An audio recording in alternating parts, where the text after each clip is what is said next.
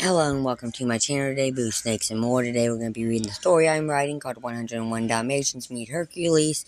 So please like this video and subscribe to the channel. And for more videos like this, watch my other house channel, A&A Snakes and Stuff.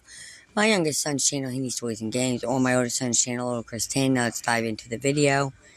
In a world where myth and reality intertwine, the charming 101 Dalmatians found themselves unexpectedly swept into a new adventure. It all started on a warm, sunny day in London, where Pongo and Perdita were taking their usual stroll with their pups. The peaceful day was shattered when a mysterious portal opened up right in front of them, swirling with golden light. Before they could bark in confusion, the entire family was sucked into the portal, landing in a vast, ancient landscape filled with towering mountains, in a sky painted in rich hues of purple and gold. "Where are we?" Perdita asked, her tail raised in alert. "I don't know, but we're not in London anymore," Pongo replied, scanning the unfamiliar surroundings. Just then a massive figure appeared on the horizon, a young man with the strength of the gods. Hercules was trotting down the hillside, his muscular frame radiating with divine energy. He stopped when he noticed the pack of Dalmatian pups, who were sniffing around in awe. "Well, this is a surprise," Hercules said, with a grin, bending down to greet them. "You're not from around here, are you?" The Dalmatians barked excitedly, wagging their tails as they took in the sight of the demigod. Pongo and Perdita cautiously approached. We're from London," Pongo explained. "One moment we were walking and now, well, this." Hercules chuckled. "It sounds like you've been dragged into the realm of the gods. You've crossed the threshold into the mythical lands. I'm Hercules, son of Zeus. But I thank you, and I can work together to figure out how to get you home." The Dalmatian's eyes widened in excitement. An adventure with a hero of legend. This was certainly an unexpected turn. Hercules knelt and looked at the pups. "I think I know someone who can help. Follow me." They made their way to the heart of the Greek lands, where the gods and mythical creatures resided. As they walked through the bustling marketplace, Hercules waved at senators, nymphs, and creatures of all kinds. But when they reached the temple of the gods, they were greeted by none other than the mighty Zeus himself. "Father," Hercules said respectfully, "these are some new friends I found. They're from another world and they need help getting back home."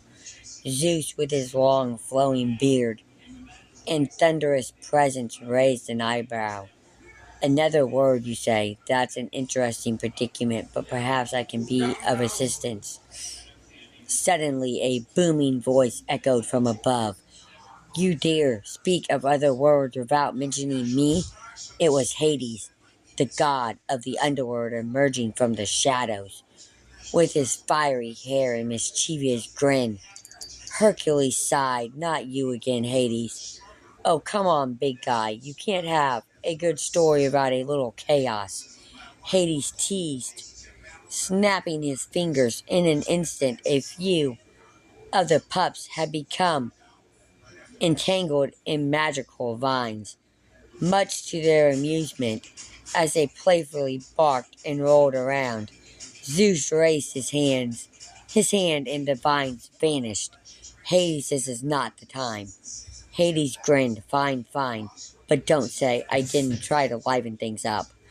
After a brief conversation with the gods, they decided that the only way to send the Dalmatians back to their world was to harness the power of the Olympus Stone, a legendary gem that could bridge different realms.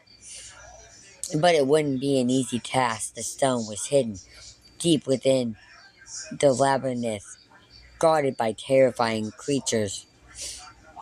Looks like it's time for a little teamwork, Hercules said with a wink, and I think I know just who can help us get through the labyrinth. Hercules led the Dalmatians and their pups to the entrance of the labyrinth, where they were met by a minotaur, a hackling beast of muscle and horn.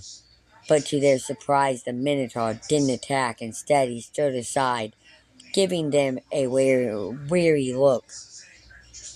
We've been through the labyrinth before, Hercules said, but now it's your turn. With the pups leading the charge, their keen noses sniffing out hidden pathways and avoiding traps, the group made their way deeper into the twisting maze.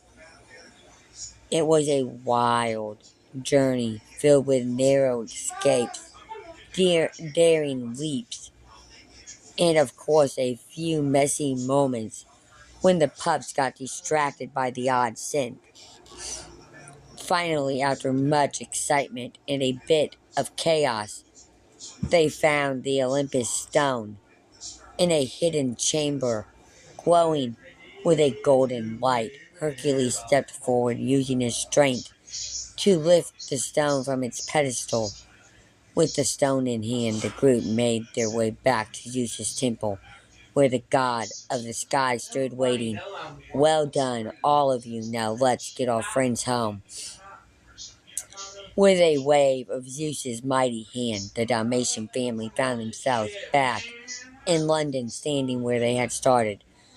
The portal closed behind them, leaving only the sound of birds singing in the distance. That was incredible, Perdita said, looking around at the familiar sights of home. I think I'll need a nap after that. Pongo laughed. I think we all do.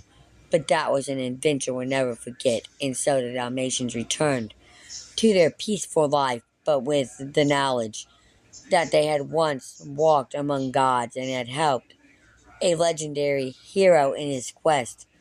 Proof that even the most unlikely companions could become part of the greatest stories ever told.